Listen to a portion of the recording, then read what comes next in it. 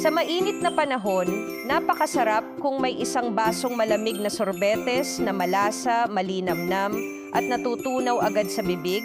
Tama ba? Maaari ka talagang gumawa ng ice cream sa bahay.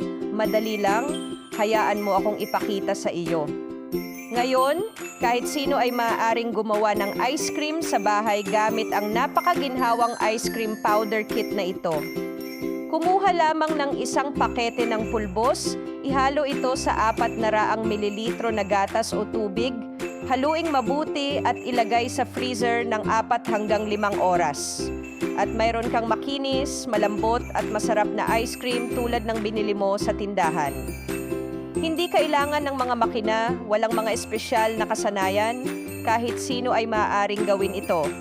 Kung may mga natira, maaari ka ring gumawa ng ice candy para sa iyong mga anak. Hindi lang para sa iyong pamilya, maaari mo rin itong ibenta sa iyong mga kapitbahay, kaibigan, magbukas ng maliit na stall o magbenta online para kumita ng extra income araw-araw. Mababang puhunan, madaling gawin at siguradong mabenta lalo na kapag mainit. Ang isang pakete ay maaaring gumawa ng maraming ice cream cup na may iba't ibang lasa, gaya ng vanilla, chocolate, strawberry, matcha, mango. Sigurado akong magugustuhan ito ng lahat. Lalo na ngayon may super promotion, buy 10, get 10 libre at free shipping din.